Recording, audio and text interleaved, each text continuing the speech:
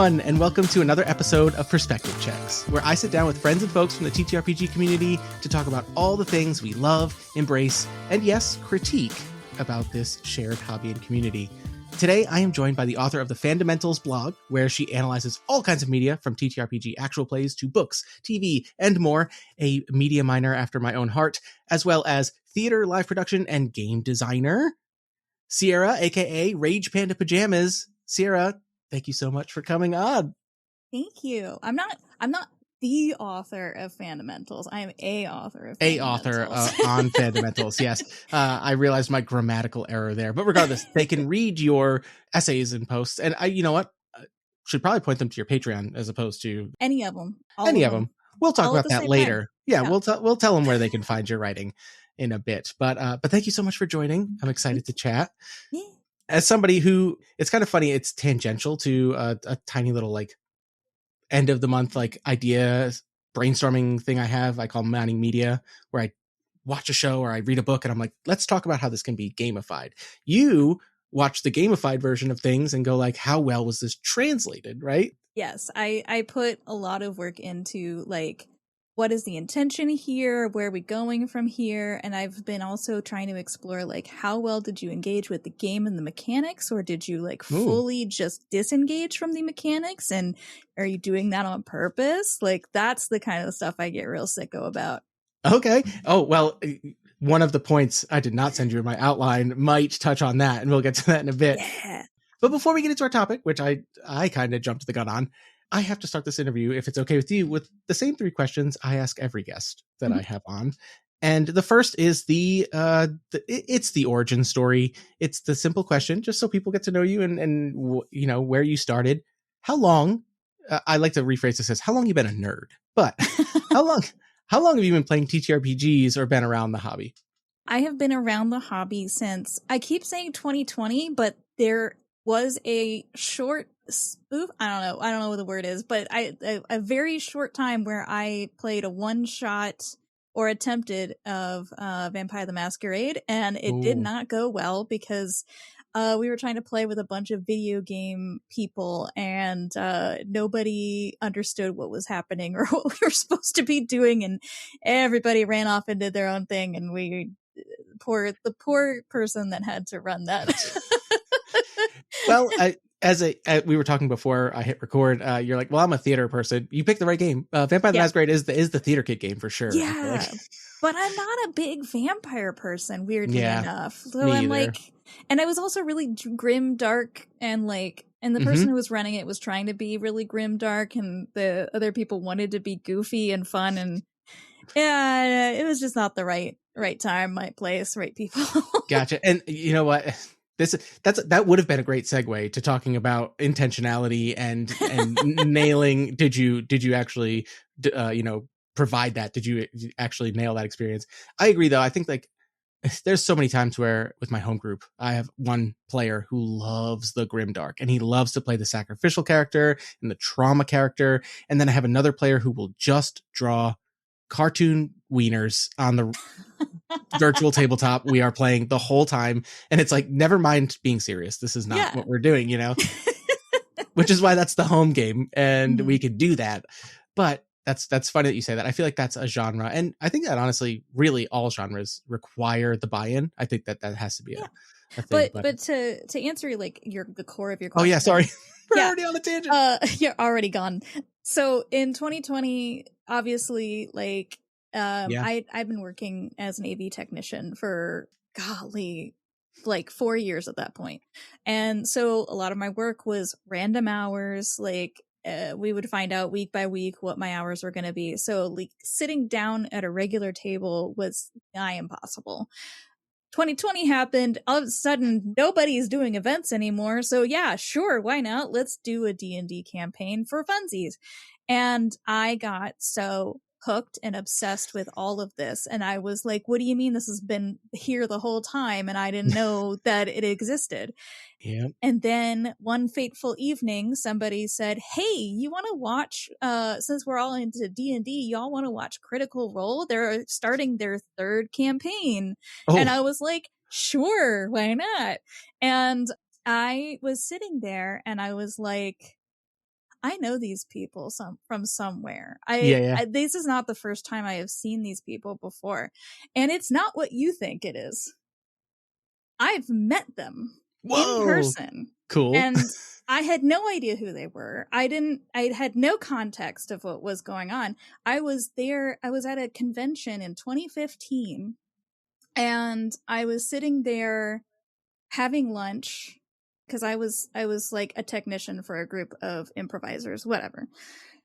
And Laura Bailey and Travis Willingham sat across from me, and we had a delightful conversation, and whatever. Didn't even think about it for years after that. And then why would you? I mean, the Geek and Sundry was like maybe at that point in 2014, like they barely started it. I think it was very, very new. Yeah. And I was gonna say, because it happened when I went to grad school, and I remember finding it and being like, this is cool.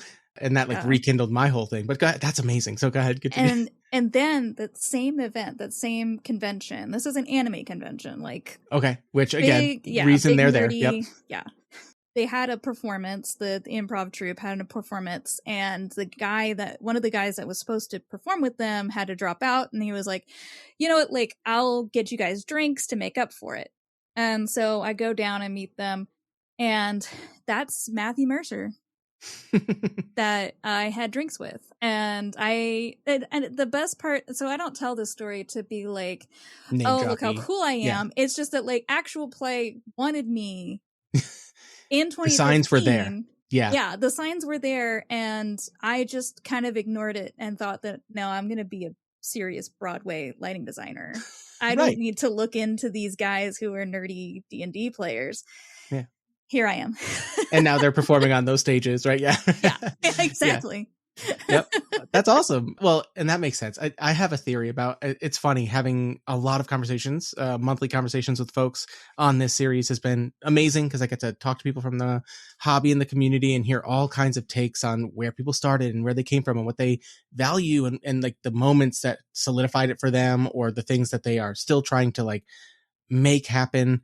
And it's so funny because like I feel like there is a really funny 2020 is just like if you watch like those Google search results things and it just shoots up, you know what I mean?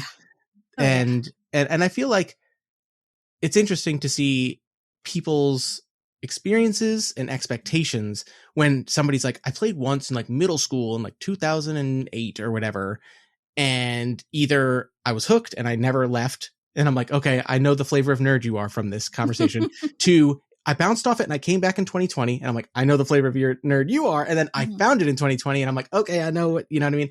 Yeah. And it's really funny where it's almost like we were, again, before we were talking, my old emo post-hardcore band days. I feel like the difference of like the MySpace kids, the, you know what I mean? Like the pure volume, the, you know, every decade has like seen a wildly different approach to like what it takes to do something. So like, it's really funny how media has, and I think that's a thing across just the internet kind of growing up. Yeah.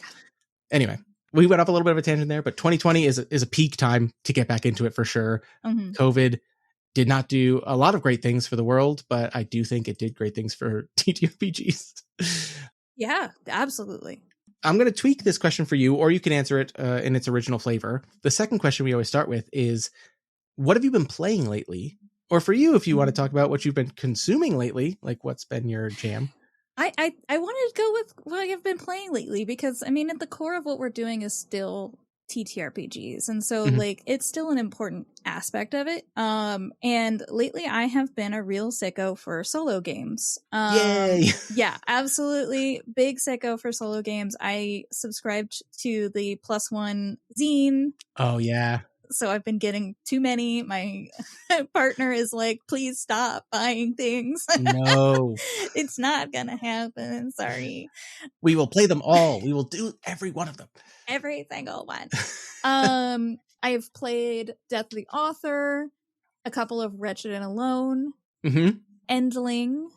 That's the first one I haven't heard of. I have. Oh, yeah? Yeah. Endling. I'm adding it to a list. Yeah, Endling is a very interesting one. It's definitely one I wouldn't do while you're alone for too long, because it is a part of the story is loneliness and being very isolated, but it is that you are the endling of the human race.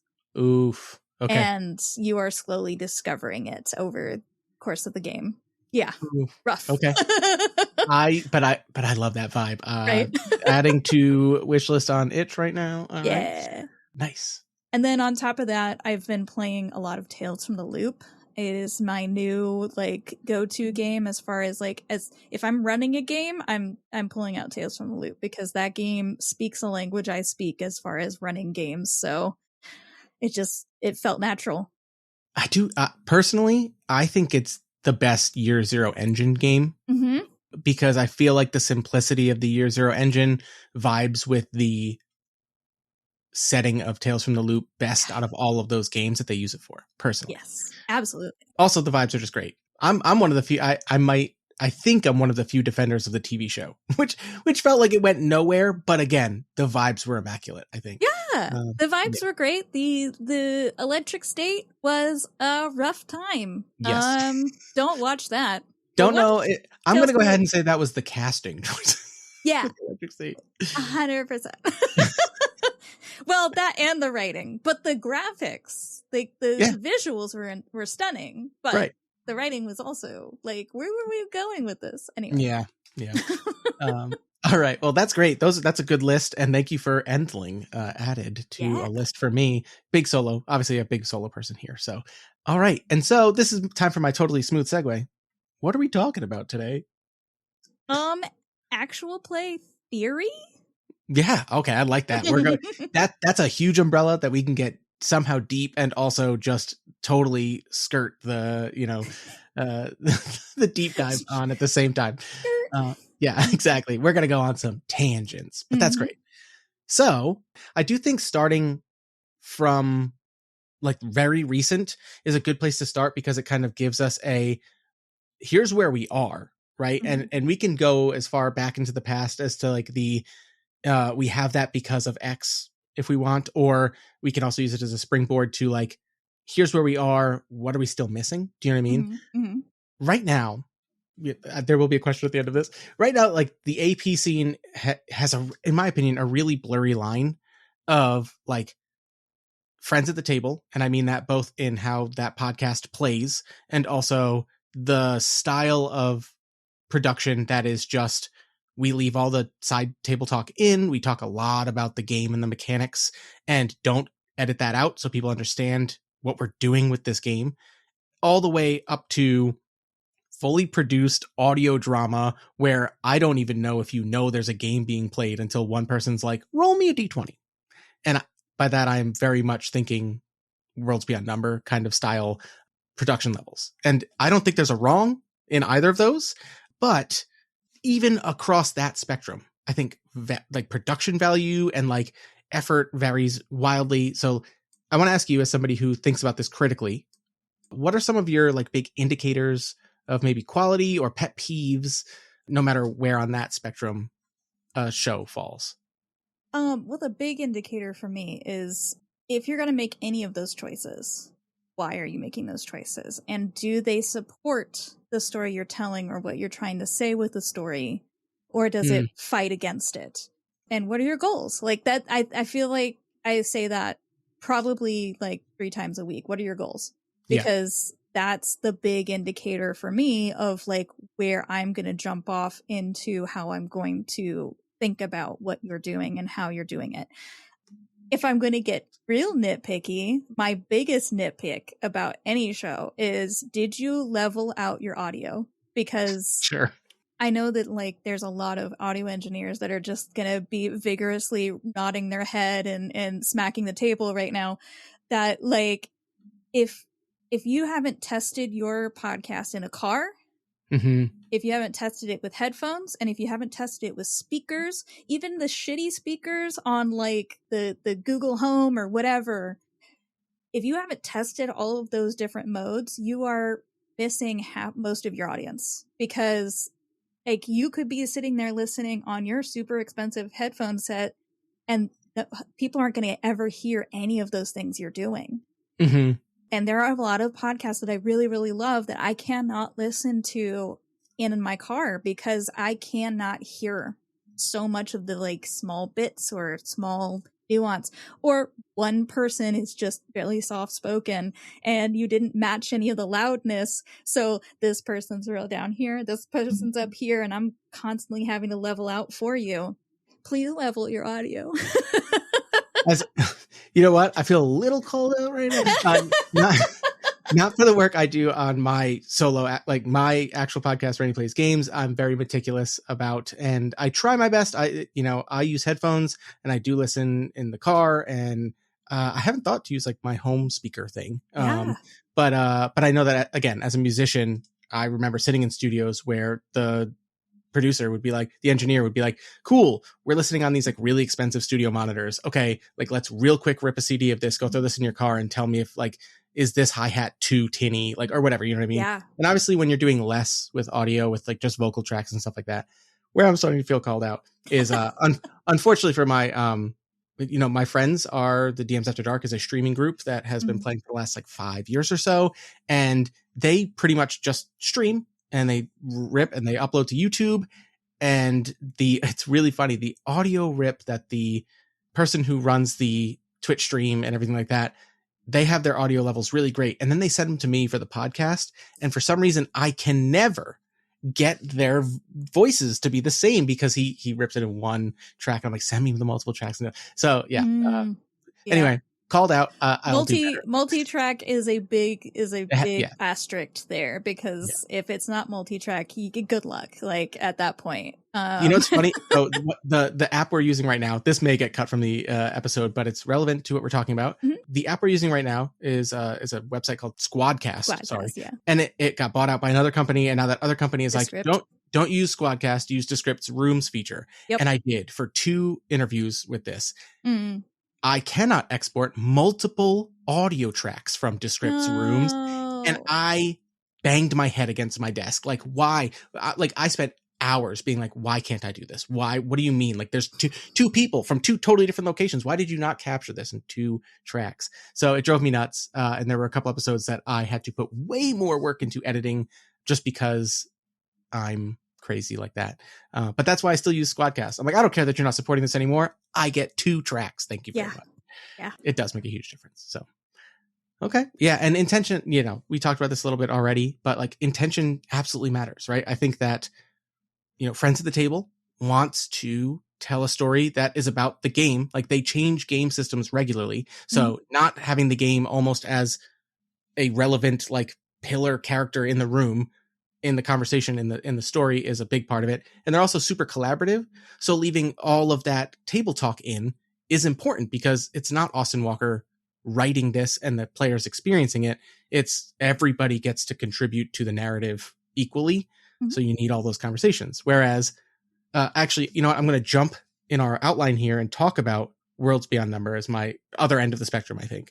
I actually was listening to a episode of Talk of the Table today with Taylor Moore. I'm a little late. I'm a little behind on their episodes, but Taylor Moore did an episode about the music production of that and how he learned it to do that and do all the audio leveling and editing. And he slipped one little thing about like just him and Brennan's discussions about what they wanted the podcast to be. And he said that there was an intentional decision to start the entire series just jumping into narrative, and they didn't. If you go back, you listen to it, you'll never hear them say, "Hi, I'm Brendan Lee Mulligan. This is Abria, and Abria is playing Suvi, and this is Erika Ishii, and she's playing Ame."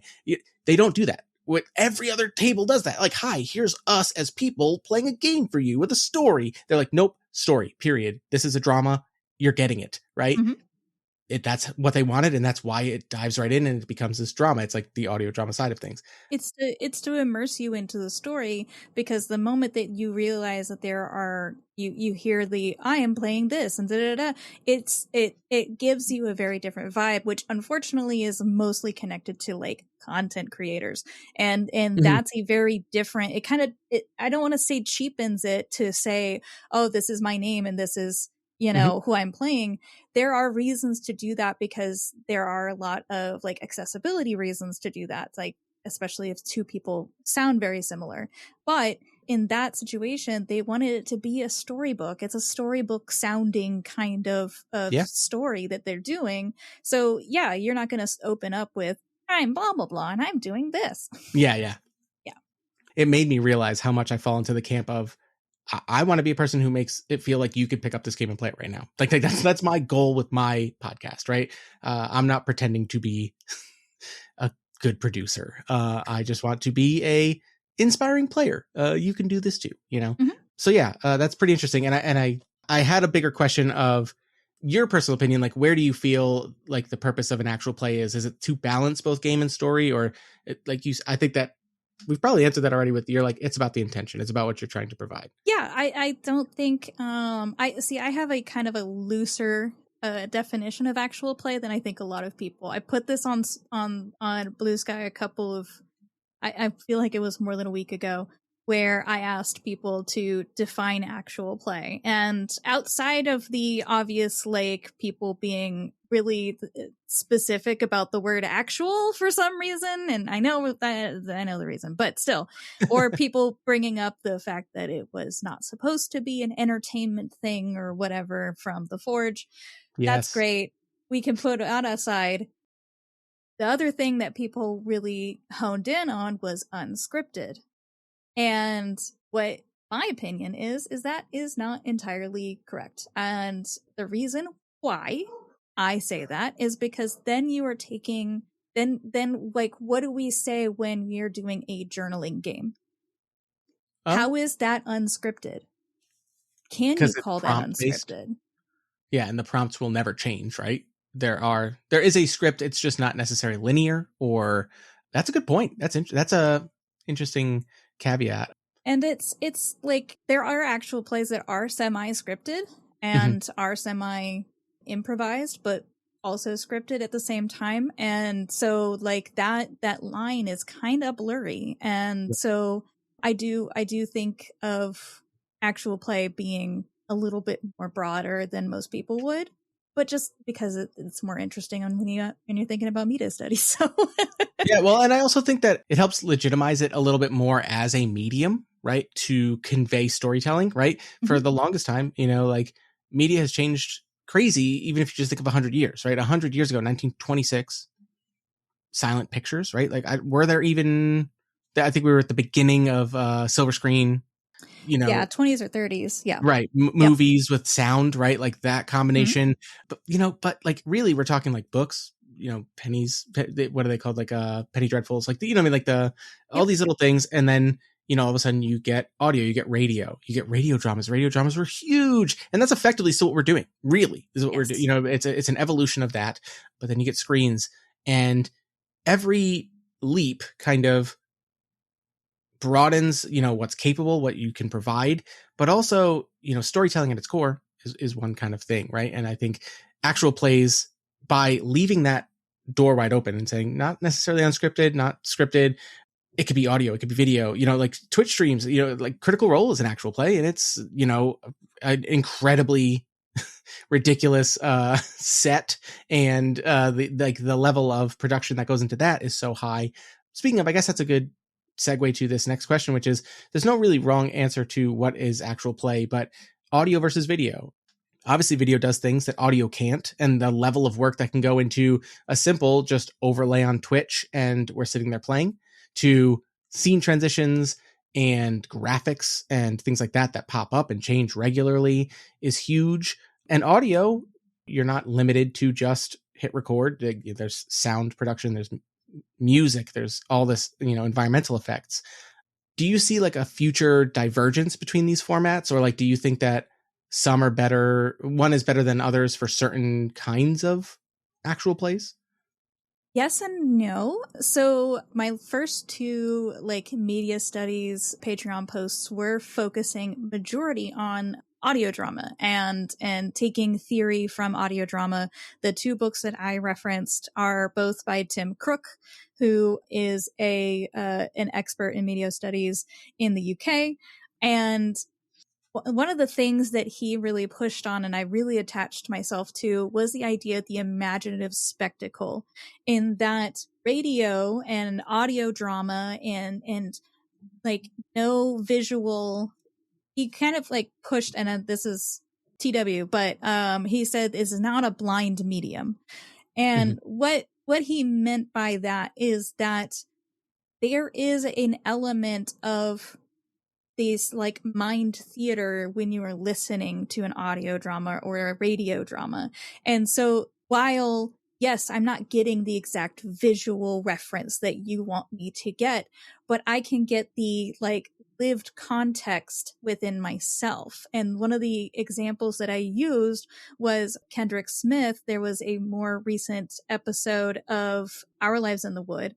And one of the things that they describe in a way of saying, imagine the tallest person you've ever seen and go taller.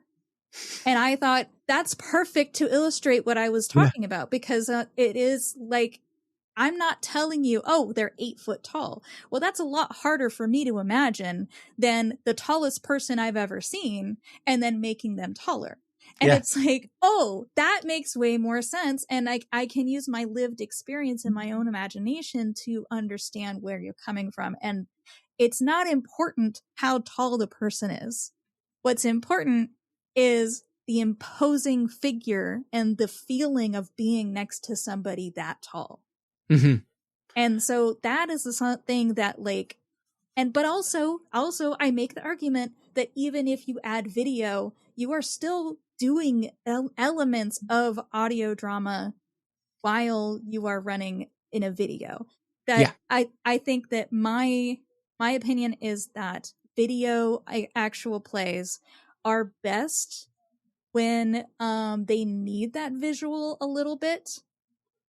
For example, like war games, anything that needs some kind of physical understanding of the space and like tactical and strategic placement, those are better for video. I think that they don't translate as well for audio, and they are harder to translate to audio. I'm not saying it's bad, because obviously we have hundreds of hours of actual plays of D&D that people love and people continue to listen to. I'm not saying it's bad. I'm just saying it is better served with the video aspect. Agreed. Yeah. I listened to a Pathfinder 2e podcast today, and it's my favorite one. I think that they handle combat really well at not bogging themselves down. And I move my thing here, and they use a VTT, but like, they'll say like distances for the purposes of like, am I in range to hit this or whatever? But like, I've also listened to other ones that just get so bogged down, and I'm in my head going, I don't care what this looks like on a map, right? Like I'm listening to you, right? I'm remember that. Yeah. But then there's things like, oh man, I'm going to bring up Dimension 20 and Critical Role again, but like they do obviously. And this is a thing that they have the benefit of the budgets that they have to have those sets where they can easily depict with multiple camera angles, like the scene, the set, the minis, the terrain. But that helps a huge amount. Like I would never listen to Critical Role or Dimension 20 just audio. Like for the D&D, like I'd be like, hard pass, no thank you. But yeah, and I actually really love your point about audio drama not being a blind medium, because it forces you to use your imagination. I didn't intend for this, but like our conversation before we hit record is playing a lot in my head while we talk about this. I remember the early internet day, or my early internet days of like the early 2000s, where I'd hear a band and I'd hear the singer and I'd be like, oh wow, like I wonder what this person looks like. You know what I mean? Like and then I'd see like a music video in grainy, terrible early 2000s, video format quality or whatever. And I'd be like, or I'd see them live and I'd be like, that is what this person looks like. Oh my gosh, what? But like in my mind, I used my imagination to build what I thought this band must have looked like. And this happened like the other day when I backed the Worlds Beyond Number graphic novel. They were like, here's our art of these characters. And I saw Ursulon and I was like, bro, I was so far off. I was so off on whatever that, you know what I mean? Like, okay, that's what you wanted me to imagine this whole time? And I'm like, I'm gonna stick with mine. You know what I mean? Like, I prefer my internal visual, right? Yeah. And not to say that the art isn't amazing, because it is. It's just what I built and what I attached to listen to that story. So that's really funny that you say that. And I think that there are times where video, I think, goes too far, in my opinion. Like sometimes like you're showing me too much and you're not letting me, you're taking me out of listening to the story to look at the visuals. Right. Yeah. And then there's the also sometimes, and this is, I don't think it's a bad thing. I just think that it is something to think about when you are making your actual play, that like how much description is really that important for the audience. Now, obviously for the table at hand, you know, you're going to be you need to be on the same page, especially again, if this is a game that is in a physical space, that you need to know where everybody is in a physical space. But how much of that actually needs to be translated to the audience? And like, is it taking away from the audience when I am sitting here listening to describe the like 5,000 trinkets that this character is wearing on their person when they're not going to come up for the next 30 episodes? You know what I mean? Right. Bring it up when it comes up, when it's important. it might honestly even make for better listening.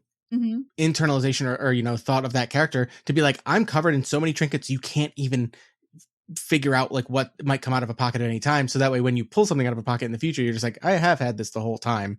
You know, like it does, you know, it makes this like, wow, they thought of this forever ago and I didn't have to hear them talk for 3 minutes straight 15 sessions ago to be like, let me go back and listen to make sure you did have that in your pocket. Thank you very much. Nobody's doing that. Well, and it's actually also there might be somebody doing that, but it's so odd when like there's like one person is giving me a 3-paragraph description of their character and another person is like, yeah, they look like this and they do this and they're a ranger. So what do you think a ranger is like? That's what they look like. And it's like, cool. Got it. Right. I need somewhere in the middle of this. Right. Yeah. Yeah. That's a very good point.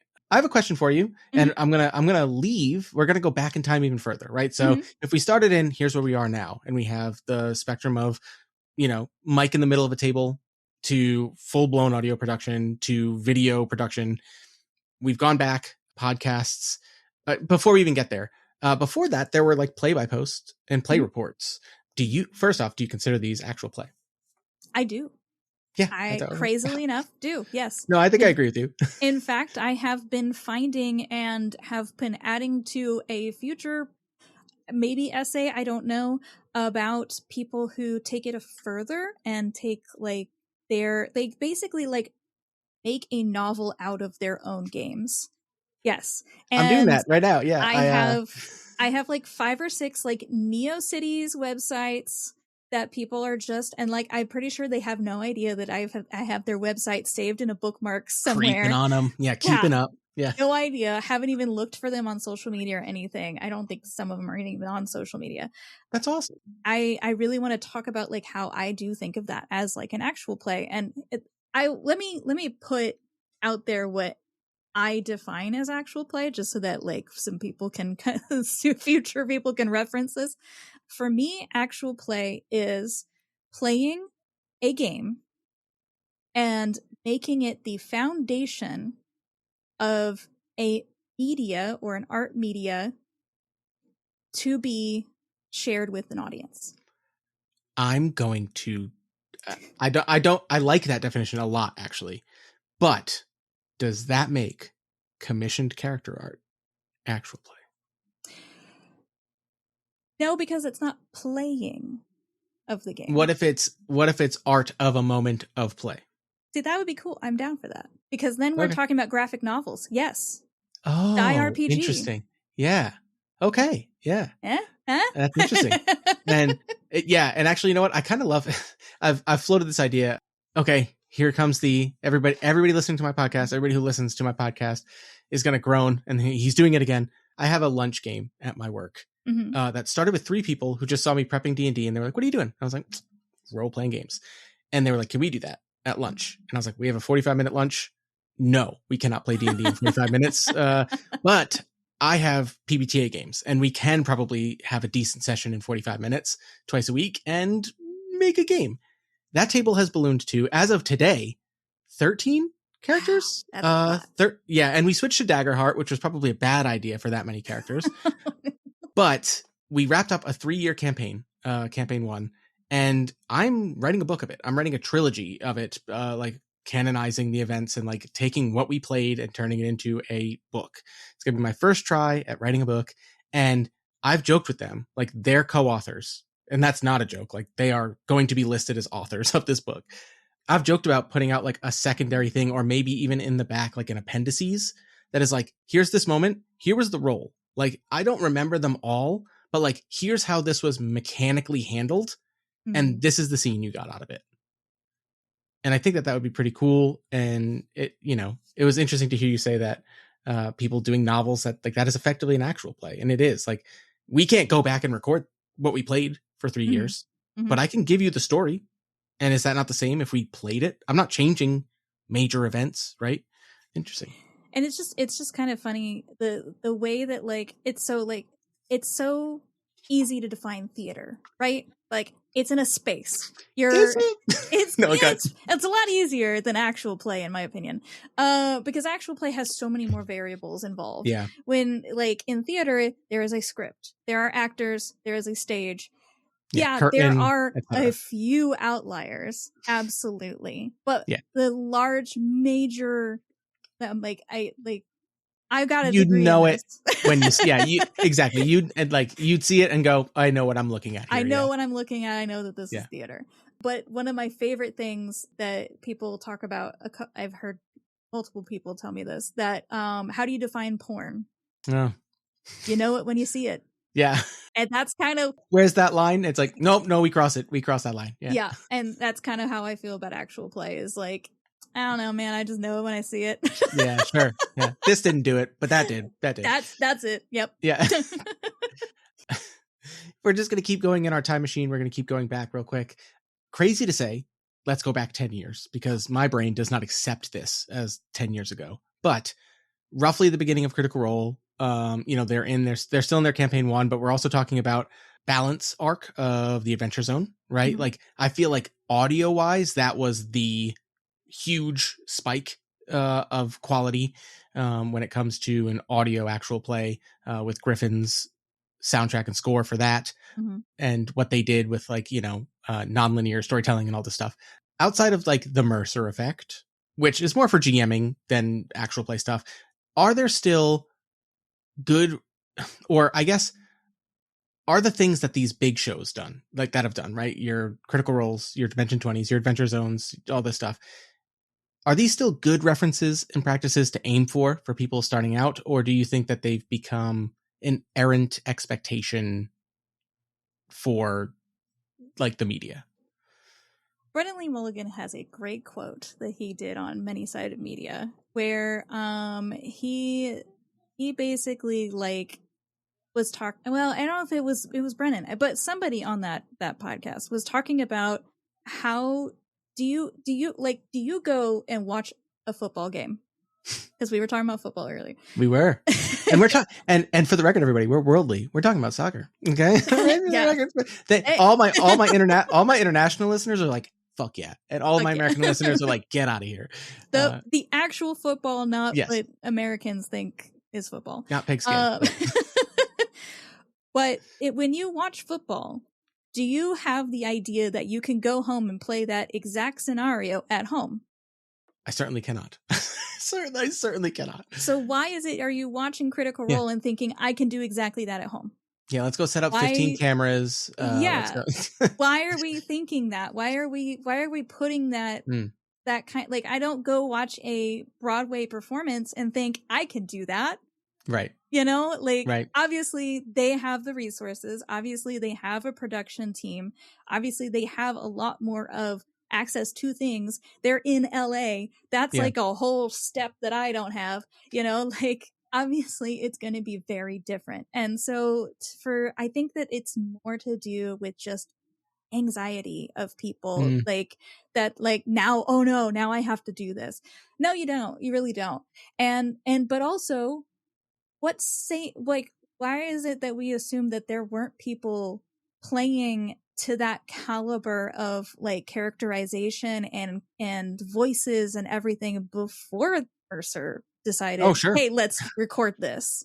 Absolutely. Yeah, right. Theater kids have been playing games like this for a long time. I guarantee there have been some beyond Critical Role level games in basements and or theater halls or whatever. for decades. There is a guy who was working on a game in Hollywood, and I watched this documentary forever ago. It was a video or something where he was running a game in his basement and had a huge setup, and like it was insane, and these are all like actors and everything. They're coming and going. This game had been going on for like 40 years.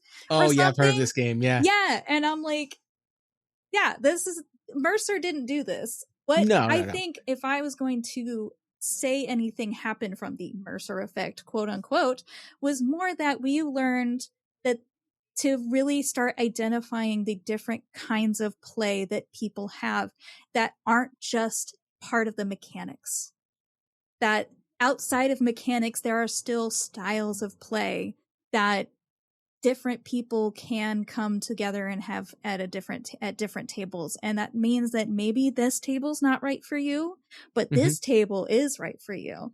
And I think that's really what the Mercer effect did more than anything, is like bring up conversations of styles of play. But to actually answer your question, hold on, I got to read my notes real quick because I did have. You made notes? Yay! Oh, that's very encouraging. I got real nerdy here. Yay! Something that I do see rippling around that is coming from these bigger podcasts, these bigger shows, is lore keeping.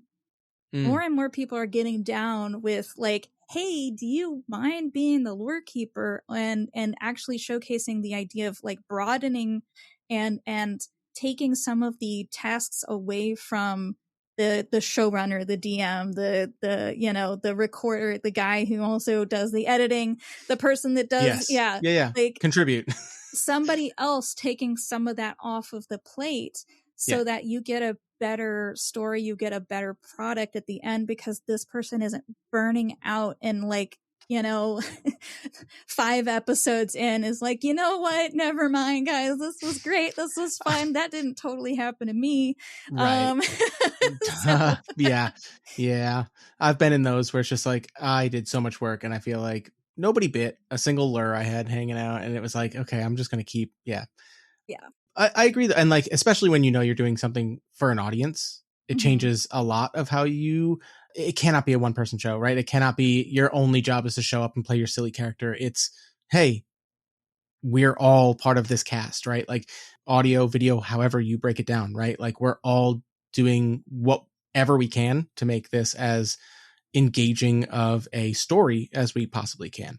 And yeah, I kind of asked that question. It was definitely like a setup for like, I didn't expect like to fully dunk. I will dunk on D&D later, but I think that like, I haven't watched Critical Role in a few seasons, mainly because I just don't have the time to watch a 4.5-hour episode when I could fit 6 podcast episodes at 1.7 times speed in that same time. I'd rather do that personally. But also I think, to bring it back, actually, I think that wasn't there some drama like very recently about Sam Riegel role playing so well that Brennan just gave him a nat 20.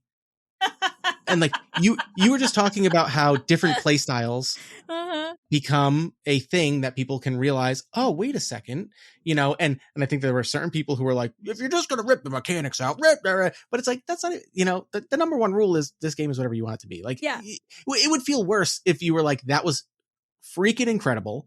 Roll. You got an 11. 11's supposed to feel like white bread. You know what I mean? Like, I don't know. Gave the most heart-wrenching story and monologue, and you're telling me I just nat one'd that. Are you kidding me? Yeah, and like there are things where like, I mean, as solo gamers, right? Like as a solo gamer, if I like had a moment where I was just like, I have the perfect thing for this, I would definitely record myself. Like I'd be like, I came up with a fun thing, whatever. I don't write ahead of time. I sit down at the mic and I just go like, let's see what fucking happens. But if I like was like, I handled that really well, I'd be like, we're going to just go with that. Or like, I'm going to give myself such an advantage. Right. And like, same with players at my table, right? Like, did you just put in an amazing amount of work or like show vulnerability or anything? I want to congratulate you for that. And I'm going to reward you for that. Right. Yeah. So like a lot of great things have happened. Until people see stuff like that, maybe they don't think to implement it. But I do agree that I liked whoever the quote is attributed to about, can you recreate this, football match or anything at your table? Is that your goal? Why would you want to do that? Is a great way to think about this, right? Like I think the more important thing is, and I strive to do this, like, just when you learn a new skill, like if you're doing this and you're taking it seriously, or not even that seriously, there's nothing wrong with taking some time, looking up a YouTube tutorial and being like, can I get this to be a little better? Can I add a little something? Like, if I've plateaued, how do I not even if you need to reach an audience, like, just like how it's, I don't know if other people aren't like me, but like if I like something, I want to get good at it, right? Like for me, like I want to see how good can I get at this thing, right? And seeing the people who are doing it at such high levels, I think both inspires and intimidates people maybe into thinking they need to be that thing, and when all they need to do is push themselves to make the best thing they can, which is a cheesy ass answer, but I think it's also the right answer. Yeah. All right, now I'm gonna dunk on D&D. Good. Do it. And I want to ask you about it. And I wasn't sure. I wasn't sure where you landed, because you did say I've played a few D&D campaigns. I I follow you on social media and you talk about a lot of games. I don't think anything's too big to be dunked on. Yeah, no. I if love anything, D&D, but I'm still gonna dunk on it a little bit. Sure, yeah. I'm a little more biased only because I'm from the state of Rhode Island, where Hasbro is headquartered, and seeing what they have done to D&D, and there's like, you're our cash cow, and now you're a lifestyle brand, and now we're gonna milk you in Wizards of the Coast for everything.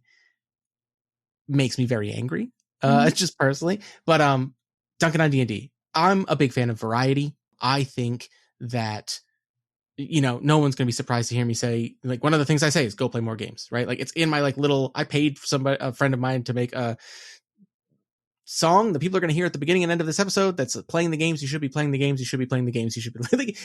Different. As somebody who studies APs and TTRPG media, in addition to all these other things, do you think that the disproportionate space that D&D takes up in this hobby is negatively affecting the potential of actual play media? No. Okay. But here's why. Okay. I think of this as somebody who did Twitch streaming starting in like 2013-ish. So in 2013, right, there was not a lot of people on Twitch. It was still new. There was like ample opportunity to grow very quickly. If you found your niche, you did great. I didn't. I kind of stumbled along. But what I did find out later, as I got more and more into streaming, is that once I started to really focus on indie games, my audience started to grow. I started to get a dedicated audience. They weren't just, no, I didn't like shoot up. I wasn't, like the syndicate or whatever. I was getting like 10 concurrent viewers ish at one point. And I think my number of followers was like 2,500. That was where I ended, I think, before I stopped completely. But like the thing was that audience was much more dedicated. That my audience was better, like honestly, just nicer. They engage with what you were doing. Yeah, exactly. They followed you. They knew what. Yeah. So what I'm saying is that the popular things, yes, they are going to get, like, if they're lucky, they're going to get those big numbers, number happy, big number make internet happy. Yeah. Whatever. The indie games are going to get you the people who are going to dedicate time and are going to care and are going to be more like higher quality people, And my thing is consider the idea that this is a niche within a niche within a niche, and lean on it. Yeah. Like be the niche. lean on that niche, because playing TTRPGs is a certain kind of language.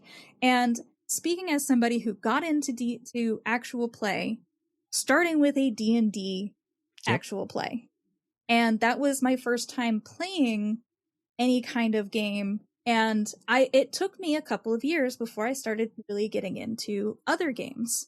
like I was like, oh, Pathfinder, and then like I, you know, like that was I didn't know that there parallel was lane, but not plethora. really like a right. There's this whole plethora of world of itch and games of people just like, I just threw this together on a weekend, and here you go. I literally scanned a napkin, and you're gonna love this. Exactly. Somebody in Kokomo is gonna be like, this is sick, and lean on that. You know what I mean? Like, make peace with the fact that you may not be the first actual pay people see, but you might be the third. Mm-hmm. You might be the one to introduce somebody to an indie RPG. Yeah. And no, you didn't bring people to actual play. Let the D&D groups do that. Right. Let them, because they are gonna, like, it's always gonna be, you're fighting an upward battle, you know, Sisyphus up the hill. Yeah. Lean into the niche and really just understand that, like, and this is coming from somebody who Twitch streamed, and I heard over and over and over again, like, people would complain, oh, there's too many streamers, there's no way I could ever get an audience, da da da. I got an audience during the most impossible time by playing indies. Yeah. Yeah. Again, my friends in the DMs, it's really funny. We were variety streamers, right? Like we would switch off games every like couple months. Like we were a 6 DMs. So we were like, I have a lot of games I want to run. So it's going to be my turn and I'm going to run this game. And then, oh, you have a game you want to run? Cool. You're going to do that. And then they happen to fall in love with this game RuneQuest that Chaosium makes. And they have found such a dedicated community of RuneQuest fans that go to their streams. They're in our Discord. And like, it's so funny, the difference of like, we're playing this silly little game and people will be like, that was fun. Yeah, cool. And then like, oh, new RuneQuest thing. And then people just show up and they're like, let's talk lore. Let's talk about the implications of what you just did. Let's talk about character build. And like, they're so into it. And I am not, but that's okay. That's totally fine. I bounced off the system and setting myself, but it's really, you know, niche within a niche within a niche. I thought of a really cheesy metaphor. I'm going full cheese in this interview today. Don't go up the hill, like, right? Don't try and climb that hill that everyone else is and die on Everest, right? Like, don't do that. Be the bright jewel glittering at the bottom of, like, you know, like at the bottom of a pool that somebody found. Somebody found the pool because they were looking for a pool D&D, but you are a beautiful little glowing gem catching the light, and you're like, I'm not D&D. I'm down here in this pool playing weird game here, right? Guess what? There's no GMs here. Yeah, right. Isn't that crazy? Yeah. And shout out to the very high production teams of people who are playing other games. Like, I do just want to shout out, I recently had Brian Flaherty on this show to interview him, and I'm a huge Many-Sided Media fan, not only their flagship shows, but like, you know, the shows that they're bringing on the network. I love, like, it was when they brought on Dice Exploder, I was like, yes, right? Like Maya's game, I always mispronounce her name. Maya's Game Room is another great one, and they do these variety games, and they do not short themselves on production value. And like, they're giving the effort of the D&D folks with the budgets and the sets. They're putting that much effort into these games, and it shows. Mystery Quest is a great video one from the UK. I don't know if you ever watched any of theirs. They do a lot of like Call of Cthulhu and horror ones, but they're very, very good. And like, they're giving the level of production and care to these shows to show you that it's not D&D that's telling the story. It's the people, and the game is just a vessel. It's just the stage upon which we play, right? So yeah, I do. Again, that was a little bit of a bait question. You know, like, I will dunk on D&D, but do I think that it's an overall bad? No. And to even like segue that a little bit, or like to build on it a little bit, I also reject the like oversaturation conversation that he keeps saying come up. Like, I mean, yeah, sure, I guess you can say there are a lot of people doing it. That happened to Twitch too, but Twitch is still around. There are still new Twitch streamers coming up and getting big and being able to quit their jobs because Twitch exists. And so like, Twitch in, when was it? Like, I want to say like, you know, 2018, I heard nothing but like, oh, there's too many people. There's no way you can do anything on Twitch anymore. And I was like, well, not with that attitude. Right. Like, right. Find your niche. Thing. Yeah. It was literally that. I heard that 100 times. Find your niche. Why aren't you finding your niche? Lean on it. that's who you are, and just go for it. And it's the same thing, in my opinion, with actual play. Find your niche, lean on it hard. Just be right. Do not do what other people are doing. Just do what you want to do with it, and do it as well as you can. Mm-hmm. This is my other curveball that I did not send you as a talking point, but it's something that came up on social media recently, where you posted, you're like, I was going to talk about this, and then here's Rene and Brian talking about this. I think it will wrap up our talk about all forms of actual play. Maybe not play by post, but even still, I think that you could I think that it actually does qualify for play by post and play reports as well.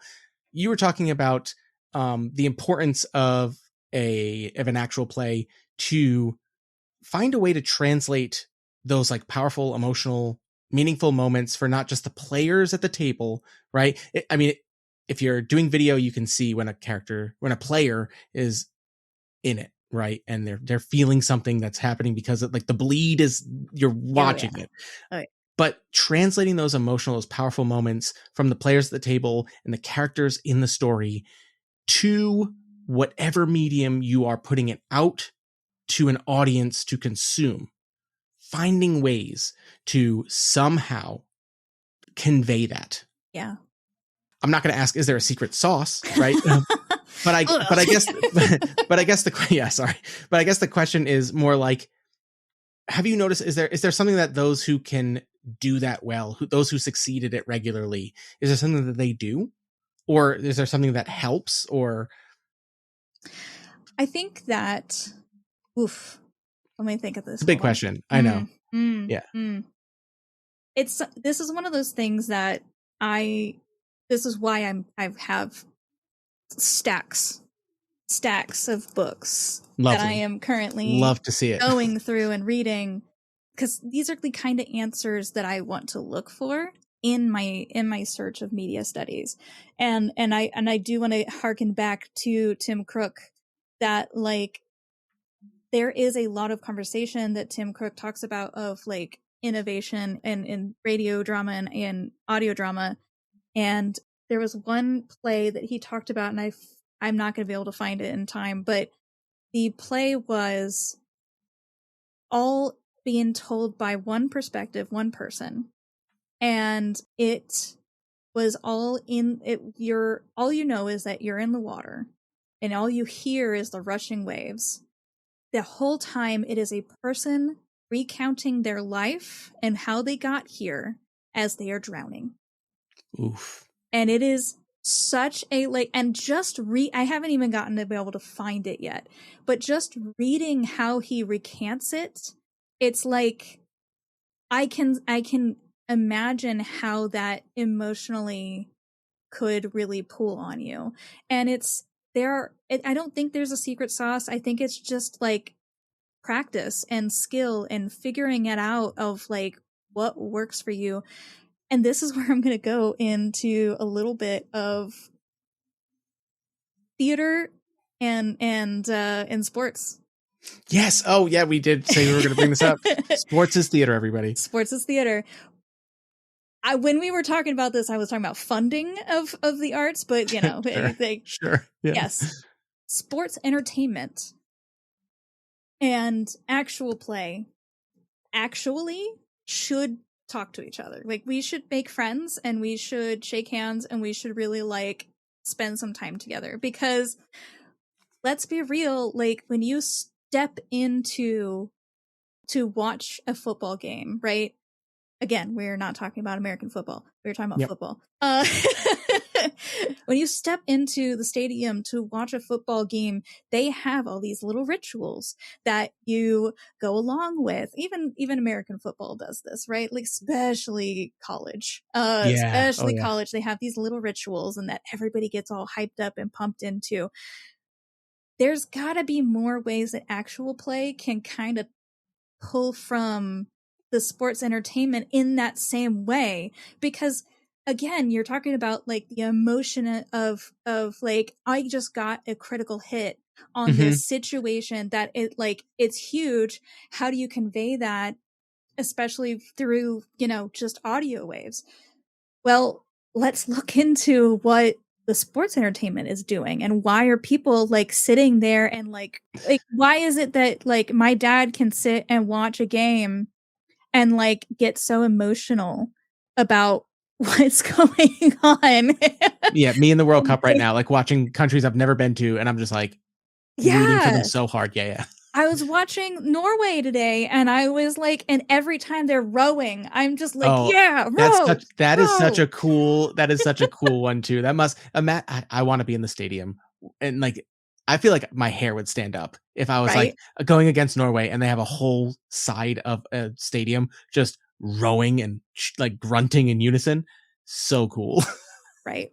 And it's can we get that in actual play? Can we? I don't know. I think I want to explore it though. This is one of those questions that I'm like, I don't have the answers yet, but I want to figure it out, and I want to see if I can find ways to poke at this idea of like, how do we make actual play more like a sporting event? And I think part of my answer is that maybe actual play needs to get off the internet more often. We need to touch some grass, y'all. Live shows. We need to do more live shows, and they are coming up. Like there's a lot of live shows. We have like 4 different live shows I'm in Austin, Texas. Mm-hmm. There are like 4 different shows that I could go see that are live actual plays that don't even call themselves actual plays, but that is what they are. Sure. And they are like, there's one that's kind of trying to be 20-Sided Tavern. Okay. Essentially, the way that they're trying to get the audience involved and everything like that, it's very 20-Sided Tavern-esque. There's a couple of improv shows. There's one called Critical Hit. Evan is very sweet, a very good person. Basically took all of D&D and dumped it down to you roll 1 die and we just kind of figure it out. And it's a bunch of comedians who have no idea what they're doing. Give me a 7 performance. Can you give me a performance that was a 7? Yeah. I'll do my best. And he tries to cram an entire session into 1 hour long. And it's rough. It's a rough time. No, I love that. In my conversation with Brian, I was telling him I've trained my home group to be like a 2-hour session because I have a 5-year-old. So, and he's been staying up later and later and later. And so we have to start at a certain time. And then by that time, we've been dealing with a 5-year-old for 3 hours, and then my wife's like, "I'm going to bed." I mean, like, and so like, but and it seems like it's a scheduling issue, but at the same time, I honestly feel like it's been such a like quality of life and gaming boon to be like. This might surprise people. I can't do the 4-hour session anymore. Yeah. I mean, I can if I like book a day for it, right? Like, and I know it's coming, but like weekly, 2 hours, we show up, we like talk about life and stuff for like a few minutes, and like we check in, we do it the same at the end, right? Like before we leave, we're not just like end session, bye, and sign off, but like we know we have like a 2-hour window. Mm-hmm. And it's like, you ready? Let's go. And sometimes we'll talk for a good 45 minutes before we start because we're just like, it's been one of them days. But that's also the benefit of being a home group, right? But I think that again, not everybody has the time to listen to a 3.5, 4-hour Critical Role podcast every week, and Dimension 20 putting out 1-hour episode every week. It's snappy, it's digestible, it's fast. Like, you're going to get some kind of progress in a story. You're going to get some, I think that it's great. I think that's another thing that I think the actual play should do more, that would communicate to more forms of other media, right? Yes. Not being something that tries to onboard new listeners or new fans with being like, hey, watch this 600 hours of like this season or whatever. Oh my God. I posted the other day, it was a while ago, but I posted something that was like, if you are doing an actual play, especially of D&D, and you are at 100 episodes, I beseech you to please make episodes where you are catching people up on the lore so that people can jump in. Like 50 episodes. Yeah, like love that. And I had somebody respond season to me. Season recaps, please. Yeah, and I had somebody respond to me in the like, well, I don't have time to do that. And I was like, then why do you expect people to have the time to watch your show? Video. Nobody sees this, so they didn't see me make a wild face and just shake my face. But yeah, I full agree, and I love that idea. Like, I never run seasons. Like, my series stay pretty short. but I agree. I think that like every 20 episodes, give them a recap. You know, like somebody just jumped in, well, give them a recap. Give them something. But I love that I idea. do want to quickly again sing the praises of Evan at Critical Hit, because I actually genuinely love that show. And if you do ever end up in Austin area, please go watch Evan's show. He does it every Tuesday night at the Fallout. He's been doing it consistently, and it is so, he is a master of wrangling the wriggly worms that is these comedians. I don't even want to call them cats. They're little wriggly worms that just like fall out of your hands. And it is so impressive to watch. If Iwariwe came down here and did a show with them, and it was fantastic. It was so much fun. So like, please go see that show. I love Evan. Yeah, I love your advice that touch grass is a way to put it, but also like, I'm a big fan of like, I've found that just getting involved and doing like little things, finding the nerds in your area, right? Yes. That sounded a little bit like is this porn? Go touch somebody. Don't actually consensually. Yeah, but put your hand on their little cheek and say, "Let's be friends." And it doesn't have to be recorded and put on the internet. We don't have to. And do then that, put it on the internet, or put it on the internet, But again, yeah, I think that those would definitely bring people who might not know they love this to something because they went for a different reason, or they went with a friend because it's a funny night out and you can go get blitzed and watch comedians, but also, yeah, there's a lot of things. I think that this shorter episode is a big one. I think that we're going to get a little off topic here. I think more games need to be designed to be a 45-minute to 1 hour experience. God, like, yes. Like please. Legitimately just be like, no, you are not playing this for 3 hours. If you do, like, the games police aren't going to come after you, but like, I'm going to let you know that you are doing it wrong. I want you to be done with this in the same amount of time that it would take you to binge one episode of your favorite insert streaming service here TV show. Yeah. I wanted it to be a game that it's like, well, guys, the power's been out. Why don't we just pull something off the shelf and then do it? Like, I want zero prep. I want like to know that I'm not committing for 4 hours, and I want to know that I'm not committing to having to spend 3 hours making the character. Oh yeah, I know. Yes, character creation. Oof, that's a different. We'll get into that one next time. So I think that this is a good time to transition to closing questions, which there. I always say are 3, but I'm adding a 4th. But really, one of them's never been a question, so now it is 3 questions and an outro. So here it goes. The first closing question I always ask everybody is, do you have any last bits of wisdom, advice, or homework for our listeners? I will give you homework. Yes. Go and learn something about something you love. Go and learn about how it's made, how it's done, where it came from. Go and read the fantasy role-playing game by Daniel McKay. It is a great book. I mean, this is one of many books that I have on game studies. But this is a great comprehensive like understanding of like the history of fantasy role-playing games, and like especially like LARP and talking about it, but also it gets into a little bit of frame analysis when it comes to these kinds of games. And it really helped me understand picking something apart and understanding that like one of the things he talks about, because he calls it the performing art of role-playing games. This is a book that was written before actual play called it a performing art. So I'm leaving the clicking sounds of me typing into this part of this show because that is so up my alley. It's not even funny. Like, and he does talk about how the players at the table are the audience and the players at the same time, and it is a great way to really think about it. Because when I hear people say, "Oh, I don't really think of myself as a performer," you're a performer. Oh, you're please. Performing for each other. Yes, come on. Yeah, this came up maybe in my last episode, but. Yeah, one of the newer members of my work game, when she first joined, was like, "Oh no, like I'm not gonna like." She's like, "I'll roll the dice. We'll figure out what's going on, but like I'm not good at storytelling." Because I asked her, like the way I GM is very writer's room. So like we'll arrive in a new place, and I'll be like, "Your character would know the most about this, so you get to tell me something that is canonically true, and I'm gonna roll with it." Yeah. And she looked at me, and she was like, "Nope.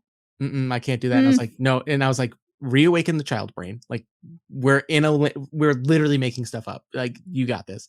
And it's the same thing with performing. I mean, like as much or as little as you want, but like eventually now what's really funny is that character, we started our second campaign. She's already got character art for her new character. She's already got like a full like personality in mind for this she made a little prince fungrel. So like there's like there's a war for a spore crown down underneath the ground. Who knows what's going on. So like she's committed to like basically having an arc centered around her now. And I'm like, you got there. We did it. I love that. Yes. Go learn about how it's made, how they do it, what inspired them. Right. Yeah. Like, then dive down that rabbit hole, right? Like start doing that. Yeah. Yeah. Cause I truly believe that when you learn more about a thing that you love, like my favorite example that I will always use, I don't rewatch Lord of the Rings. I rewatch the extra features. Oh, okay. That's acceptable. I do rewatch Lord of the Rings, but not as often as I rewatch the extra features, because that is what got me into theater. That is what the gateway drug was for me getting into the arts in the first place. And also Mythbusters, but that's a whole nother story. No, but you know what? That combination of things explains a lot about what we've been talking about this entire time. But like, if you learn, like the more I learned about how Lord of the Rings was made and how like the effects were created and everything, it made me appreciate it more and made me love it more and made me understand it better.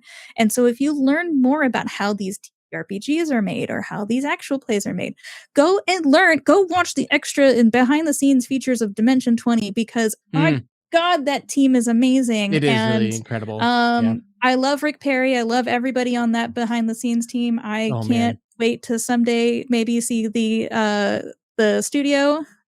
Fingers crossed. Hey, I'm pulling for Critical Role too. I would love to see. You heard it here. They definitely listen to me. Okay, so definitely. They definitely listen to me, and they're hearing this and going, "All right, put Ciera on the list." Is this on? Yeah. Yep. But yeah, I hope so. And again, like like we've said, this is the Twitch effect, right? Like you're not gonna get an audience. You're not gonna do this stuff unless you do it, and you don't have to get there by imitating what other people are doing. You can get there by finding an audience who likes you for what you're doing, and just continue to do it well by looking at the people who you admire's work and finding out how they do that. Can you implement any of that into yours and make it your own without just like regurgitating the same thing? Do that, and fail. Even if it, exactly. And fail. Do not be afraid to fail at it. Oh man. Yeah. I can't tell you. Yeah. Right. Just try something new. Right. Seriously. Yeah. Great. All right. Second question of closing questions is, are there any games you really want to get to the table or ideas you have yet to try out? That could be like a character, like a plot hook, anything like that. Or for you, if you want to spin it to your flavor and what we've been talking about, is there anything you're still waiting to see in an actual play that you haven't yet? See, this question can be a trap for me, because the thing is, if I say like that, I want to see this, somebody, Dr. Emily Friedman, somebody out there is going to come out and be like, well, that already exists. And I'm going to be like, egg on my face. No, it shouldn't. No, for the record, I still go for it, because if somebody has done it and then they tell you, then we can be like, cool, let's talk and I'll about be like, they did thank you. Yeah. I add it to my list. But no, like, jokingly, it's a trap.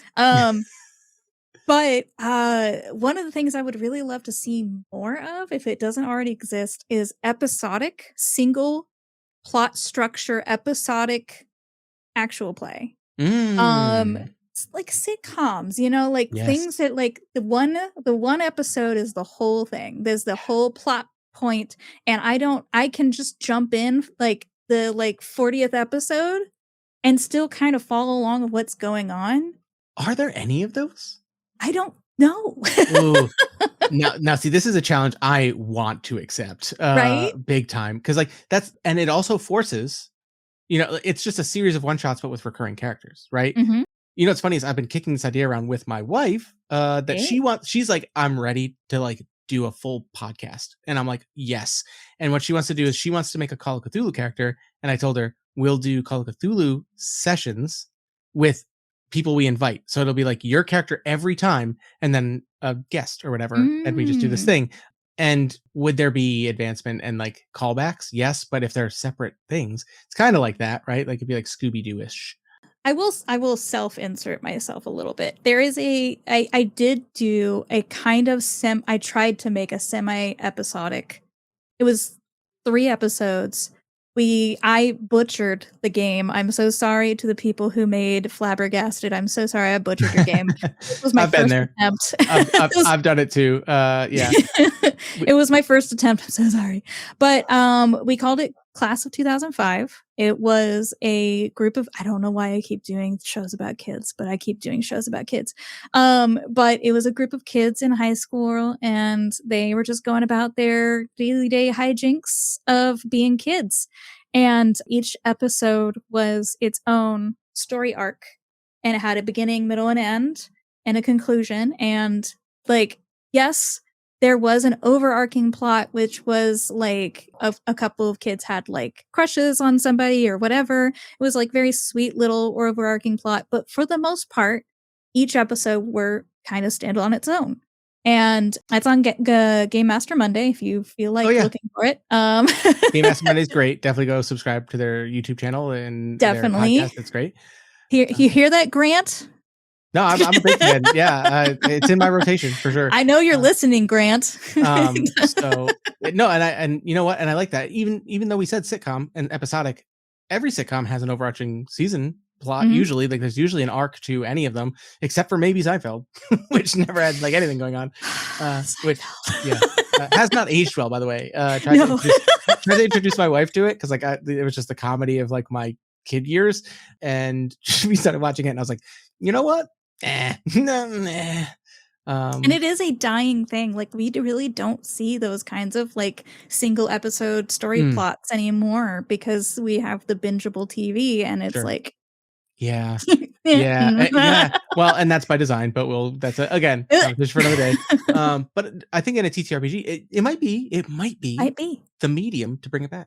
It might be. You know what? You heard it here. When this happens in 5 years, we're gonna post about it. Yeah, and then people will be like, whatever. Listen, Brennan Lee Mulligan, call me. Right. Exactly. I'll do it. I'll GM. Yeah, we'll get it together. All right. The third question. This is the new one.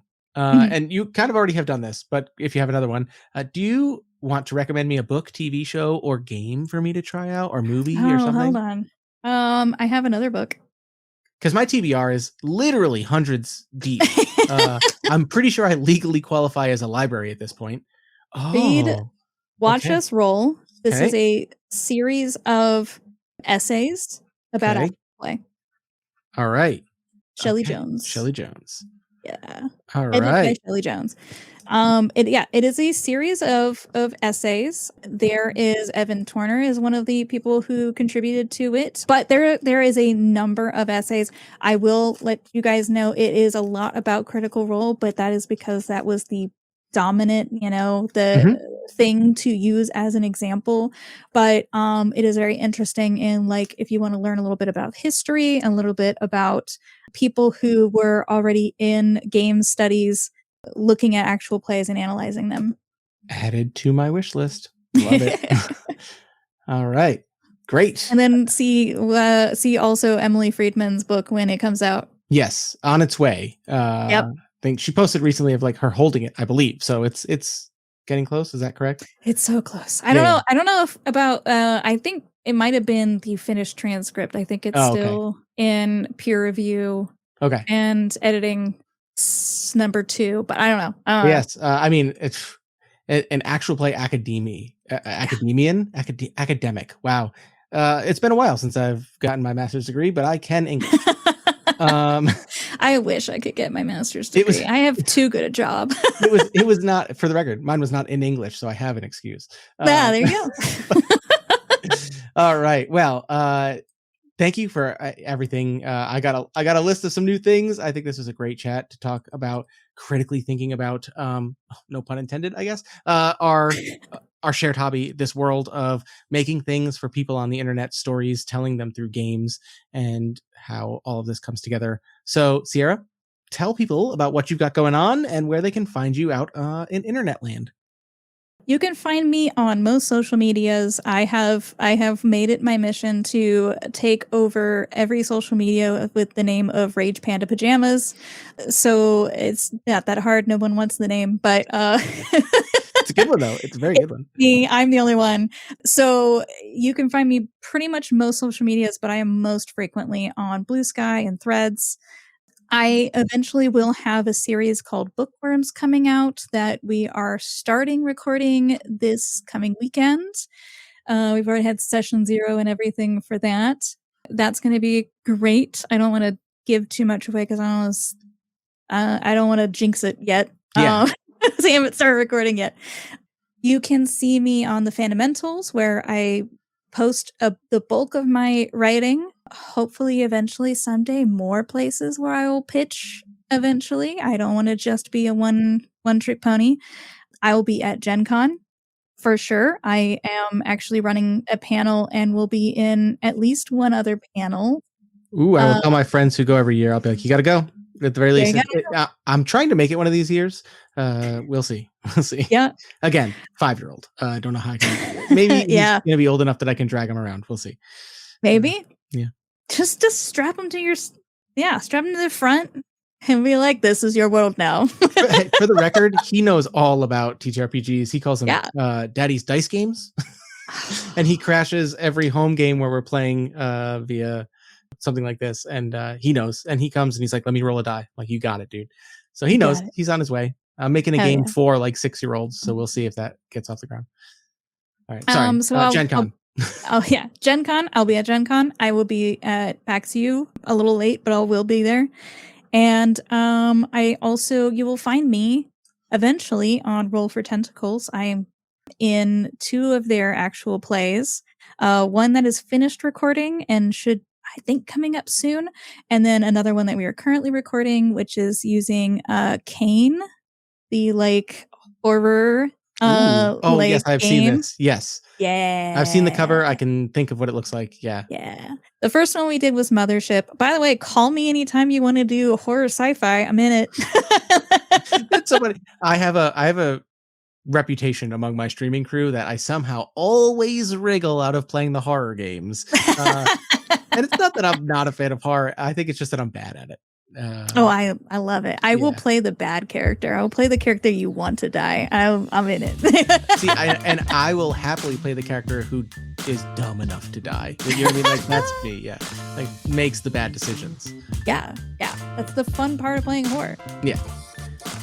All right. Yeah. Well, thank you. I will link all of that in the show notes so you can go find Ciera. And hold on, let me give you 5 more things so you can sure. Link those. You got a list. All right. Thank you so much. That's Thank perfect. you. All right.